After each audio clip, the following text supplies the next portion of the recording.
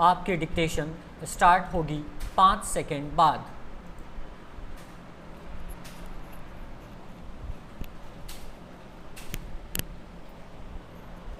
3, 2, 1 start. महोदय, यह भी विचार किया गया है कि जो व्यक्ति समाज में काम करता है, चाहे आविष्कार का काम करे चाहे दूसरा कोई काम करे, उसको उस काम में तब तक सफलता नहीं मिल सकती है जब तक कि समाज का सहयोग या समाज ने जो परिश्रम किया है या कुछ आविष्कार किया है उसका उपयोग उसको प्राप्त ना हो, उसका उपयोग वह ना कर सके। इसलिए जब भी कोई व्यक्ति किसी वस्तु का आविष्कार करता है तो आविष्कार करने में न केवल उसका अपना परिश्रम रहता है, लेकिन साथ ही साथ समाज ने जो काम किया होता है, चाहे विज्ञान के क्षेत्र में या प्रौद्योगिकी के क्षेत्र में या किसी अन्य क्षेत्र में, उस सब से भी वह लाभान्वित होता है। इसलिए जब हम किसी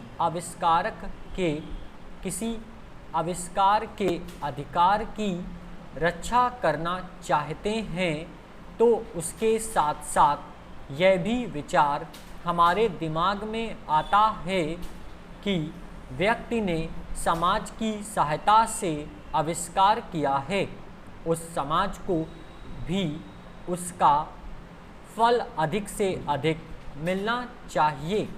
माननीय मंत्री जी ने कहा है कि पेटेंट लॉ इस सिद्धांत पर आधारित होना चाहिए। मैं समझता हूँ कि पेटेंट लॉ के पीछे 2 सिद्धांत निश्चित हैं। पहला सिद्धांत तो यह है कि जो व्यक्ति परिश्रम करके धन लगाकर, अपना दिमाग लगाकर के किसी वस्तु का आविष्कार करता है, उसके तथा अपने परिवार के लोगों के अधिकारों की जहां रक्षा होनी चाहिए, उसके साथ ही साथ जैसा मैंने अभी कहा है, कोई व्यक्ति समाज में व्यर्थ में काम नहीं करता है, वरन पिछले समाज के लोगों ने जो जो काम किए होते हैं, चाहे विज्ञान के क्षेत्र में या प्रौद्योगिकी के क्षेत्र में या किसी अन्य क्षेत्र में, और जिनके आधार पर वह कोई आविष्कार करता है, उसको उसका प्रतिफल तो मिले, लेकिन जो परिणाम हो उसका प्रतिफल समाज को भी मिलना चाहिए। मंत्री महोदय ने कहा है कि जो यह सिद्धांत है वह भी इस विधेयक के पीछे स्थापित किया गया है और इस बात का ध्यान रखा गया है कि जहां हम किसी व्यक्ति के आविष्कार के जो अधिकार हैं, चाहे धन के उपार्जन का अधिकार हो या प्रतिष्ठा प्राप्त करने का अधिकार हो, उसे प्रतिष्ठा का और चाहे धन का, दोनों का लाभ व्यक्ति विशेष को भी मिले। महोदय, देश में जो उद्योग धंधा चल रहा है या देश की उन्नति करने का, देश में समृद्धि लाने का जो वैज्ञानिक या प्रौद्योगिकीय आविष्कार हो रहा है, उसमें भी उसका उपयोग पूरा हो।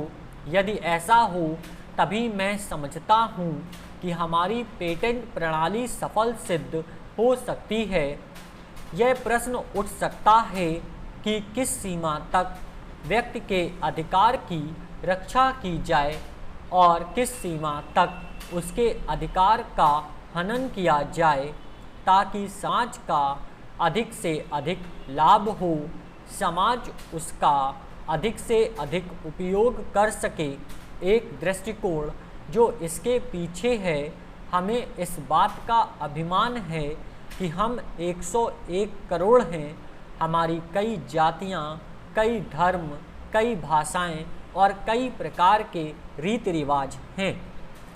इस विविधता से हमें लाभ उठाना चाहिए, किंतु आज भेदभाव का भूत हमारे सिर पर चढ़ रहा है।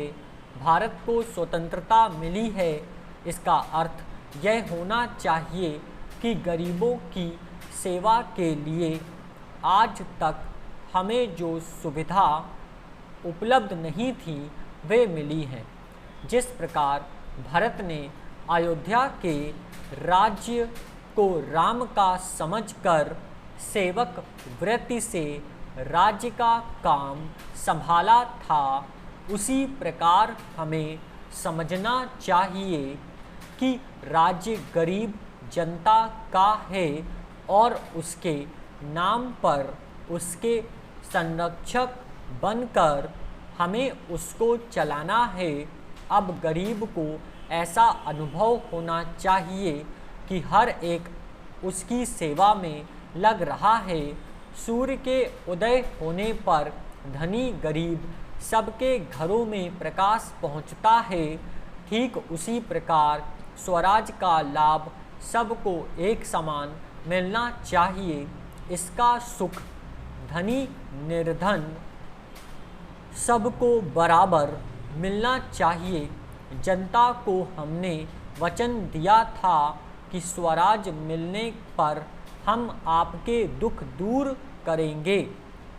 वह अब समय आ गया है जबकि हमें अपने उस दिए हुए वचन को सार्थक करना है। इतने बड़े देश में विचार भेद होना स्वाभाविक है। देखना यह है कि हम लोगों के विचारों में कुछ समान अंश भी हैं या नहीं।